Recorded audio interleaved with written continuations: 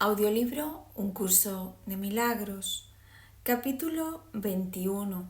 Razón y percepción. 2.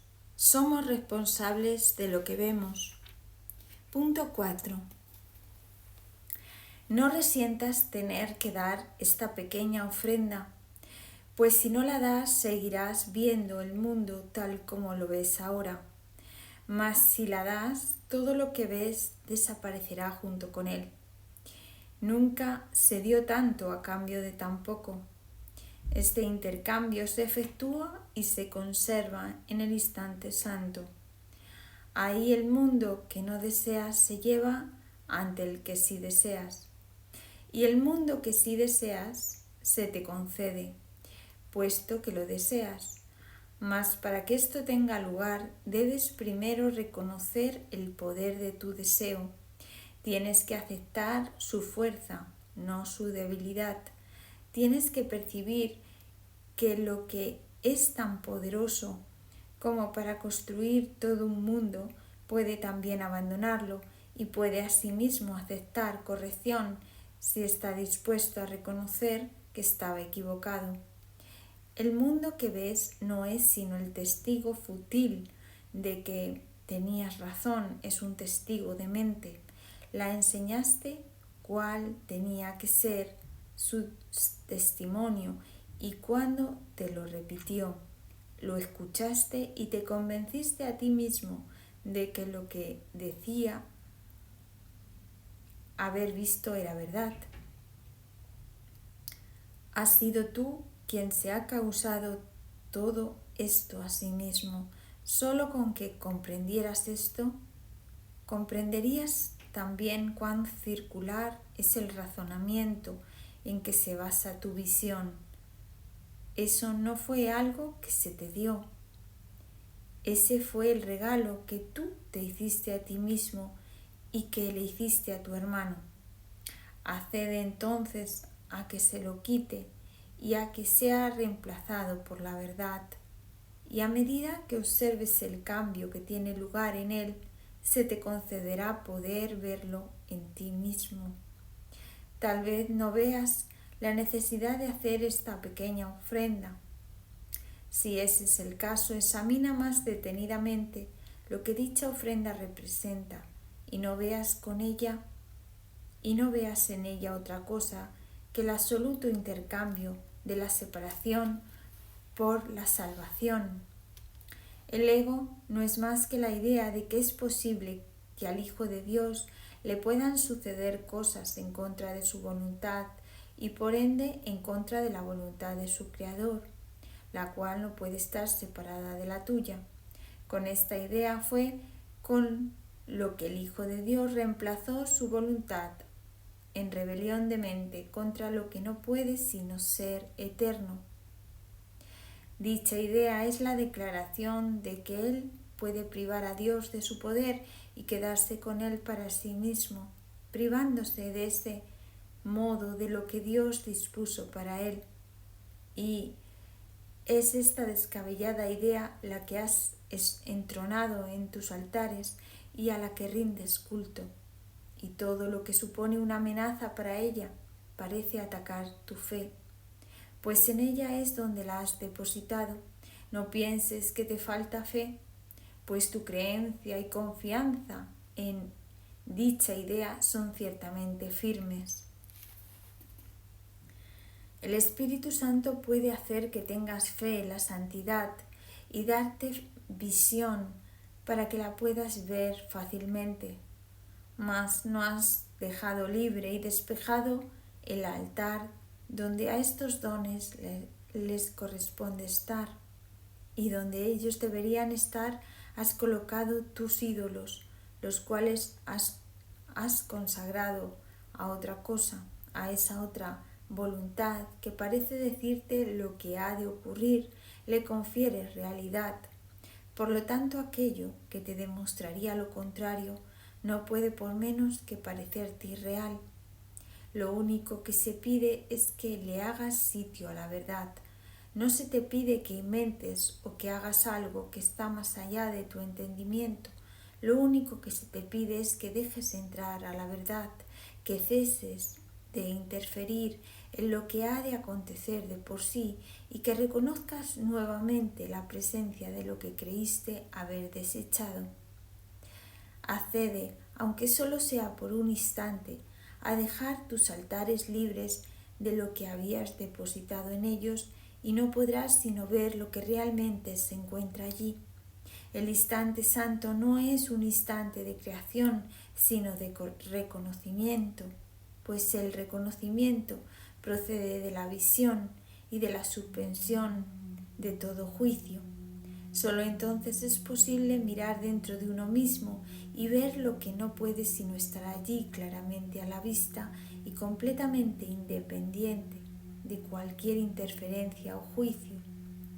Deshacer no es tu función, pero sí depende de ti, el que le des o no la bienvenida. La fe y el deseo van de la mano, pues todo el mundo cree en lo que desea. Ya hemos dicho que hacerse ilusiones en la manera en que el ego lidia con lo que desea para tratar de convertirlo en realidad. No hay mejor demostración del poder del deseo y por ende de la fe para hacer que sus objetivos parezcan reales y posibles. La fe en lo irreal conduce a que se tengan que hacer ajustes en la realidad para que se amolde al objetivo de la locura. El objetivo del pecado induce a la percepción de un mundo temible para justificar su propósito. Verás aquello que desees ver, y si la realidad de lo que ves es falsa, lo que defenderás no dándote cuenta de todos los ajustes que has tenido que hacer para que sea como lo ves. Cuando se niega la visión, la confusión entre causa y efecto es inevitable. El propósito ahora es mantener la causa oculta del efecto y hacer que el efecto parezca ser la causa. Esta aparente autonomía del efecto permite que se le considere algo independiente, capaz de ser la causa de los sucesos y sentimientos de su hacedor. Cree que el efecto suscita. Anteriormente hablamos de tu deseo de crear tu propio creador y de ser su padre y no su hijo. Este es el mismo deseo. El hijo es el efecto que quiere negar su causa y así él parece ser la causa y producir efectos reales. Pero lo cierto es que no puede hacer efectos sin causa. No puede haber efectos sin causa y confundir ambas cosas es simplemente no entender ninguna de las dos. Es tan esencial que reconozcas que tú has fabricado el mundo que ves, como que reconozcas que tú no te creaste a ti mismo, pues se trata del mismo error. Nada que tu creador no haya creado puede ejercer influencia alguna sobre ti. Y si crees que lo que hiciste puede dictar lo que debes ver y sentir y tienes fe en lo que puede hacerlo,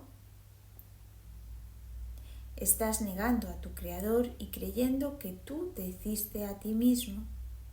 Pues si crees que el mundo que construiste tiene el poder de hacer de ti lo que se le antoje, estás confundiendo padre e hijo, fuente y efecto.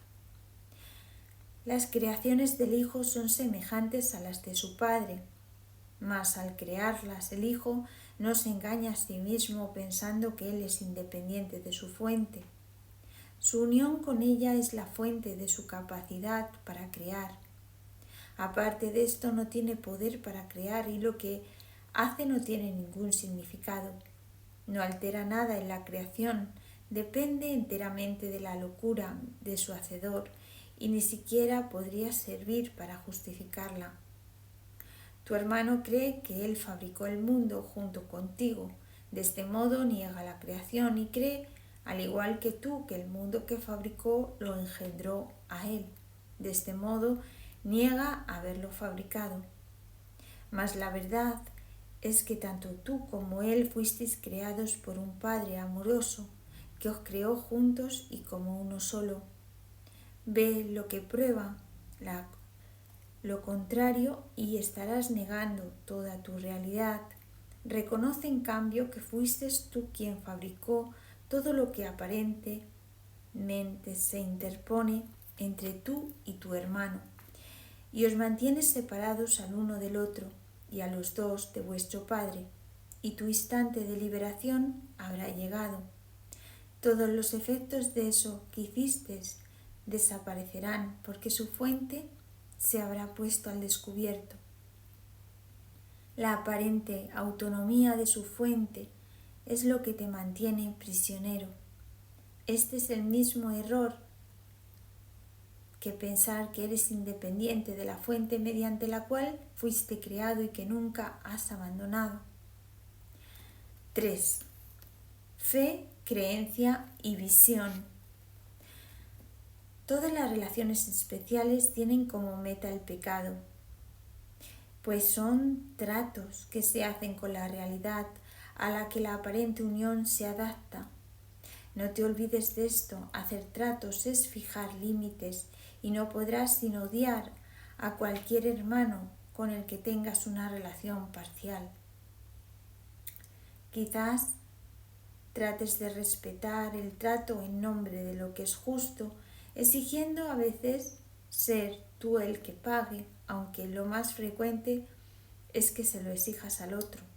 Al hacer lo que es justo, pues tratas de mitigar la culpabilidad que emana del propósito que aceptaste para la relación, y por eso el Espíritu Santo tiene que cambiar su propósito para que sea de utilidad para él e inofensiva para ti. Si aceptas este cambio, habrás aceptado la idea de hacer sitio a la verdad. La fuente del pecado habrá desaparecido.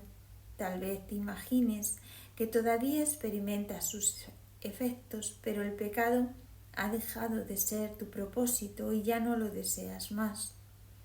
Nadie permite que su propósito sea reemplazado mientras todavía lo siga deseando.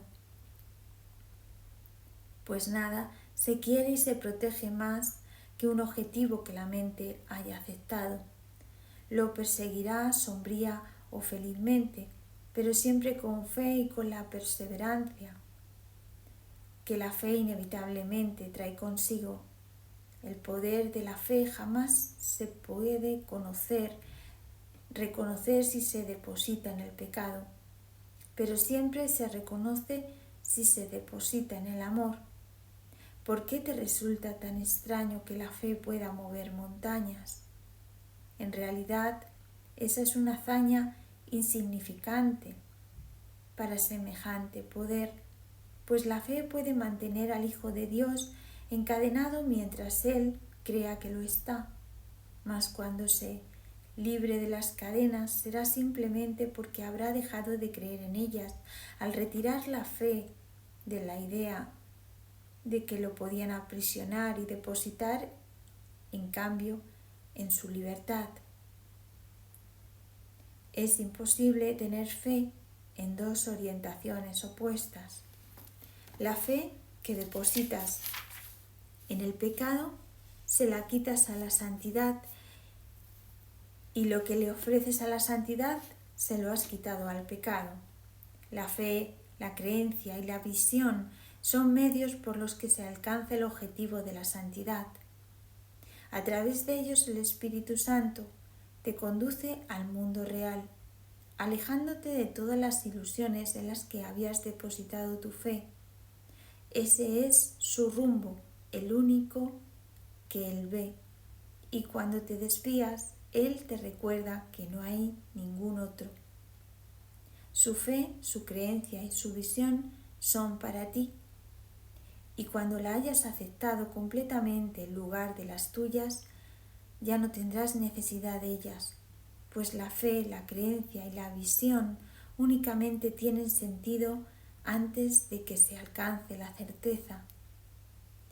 En el cielo son desconocidas, el cielo, no obstante, se alcanza a través de ellas. No es posible que al Hijo de Dios le falte fe, pero sí puede elegir dónde desea depositarla. La falta de fe no es realmente falta de fe, sino fe que se ha depositado en lo que no es nada. La fe que se deposita en las ilusiones no carece de poder, pues debido a ello el Hijo de Dios cree ser impotente, de manera que no tiene fe en sí mismo, pero sí una gran fe en las ilusiones que abriga cerca de sí mismo. Pues tú inventaste la fe, la percepción y la creencia a fin de perder la certeza y encontrar el pecado. Este rumbo de mente fue tu propia elección, y al depositar tu fe en lo que habías elegido fabricaste lo que deseabas. El Espíritu Santo puede valerse de todos los medios que has empleado para ir en pos del pecado, pero tal como Él se vale de ellos, te alejan del pecado, porque su propósito apunta en dirección contraria. Él ve los medios que empleas, pero no el propósito para el que los inventaste. Su intención no es quitártelos, pues reconoce su valor y los ve como un medio de alcanzar lo que Él dispone para ti. Inventaste la percepción a fin de poder elegir entre tus hermanos e ir en busca del pecado con ellos. El Espíritu Santo ve la percepción como un medio de enseñarte que la visión de la relación santa es lo único que deseas ver, pues entonces depositarás toda tu fe en la santidad al desearla y creer en ella por razón de tu deseo. La fe y la creencia se unen a la visión, ya que todos los medios que una vez sirvieron para los fines del pecado se canalizan ahora hacia la santidad, pues aquello a lo que tú llamas pecado no es más que una limitación y odias a todo aquel que tratas de reducir a un cuerpo porque le temes. Al negarte a perdonarlo, lo condenas al cuerpo porque tienes en gran estima los medios del pecado y así depositas toda tu fe y creencia en el cuerpo.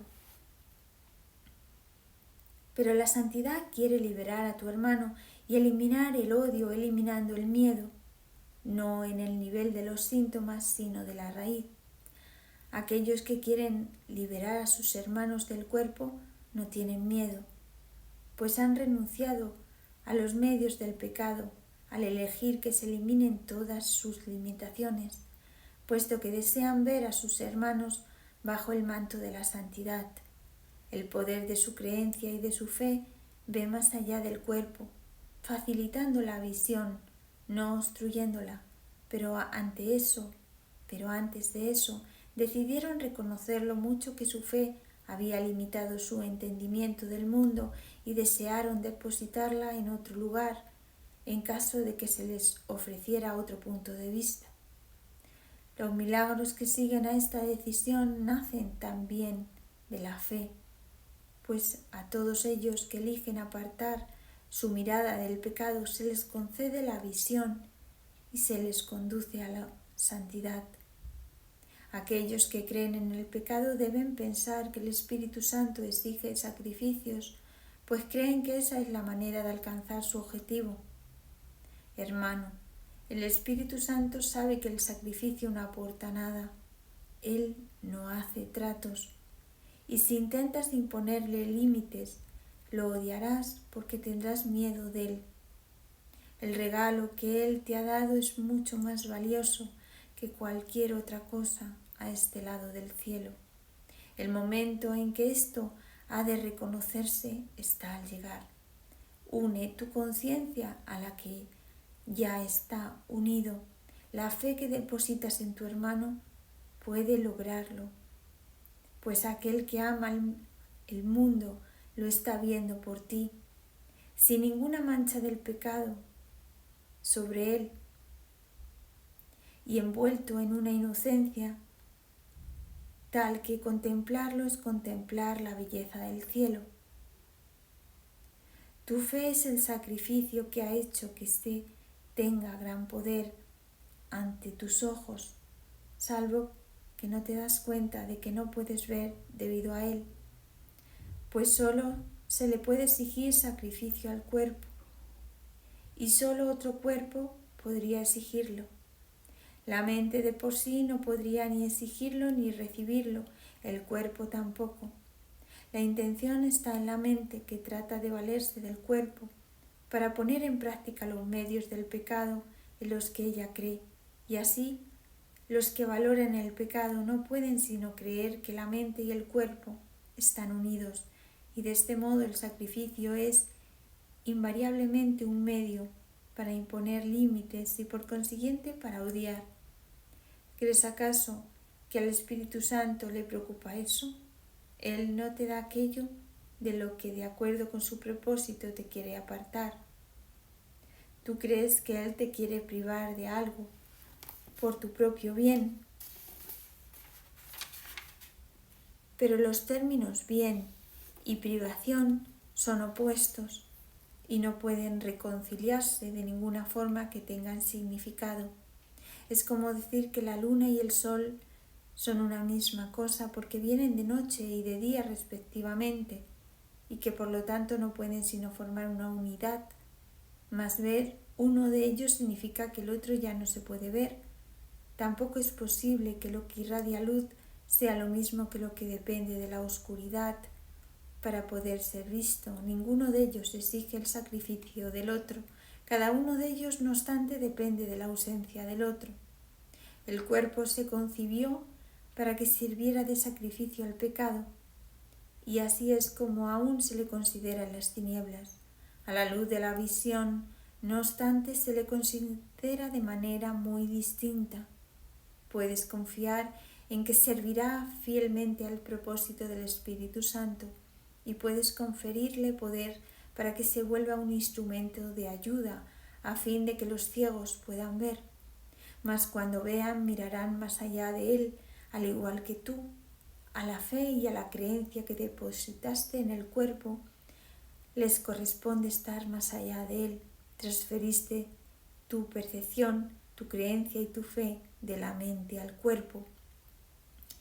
Deja que éstas le sean devueltas ahora a aquello que las produjo y que todavía puede valerse de ellas para salvarse de lo que inventó.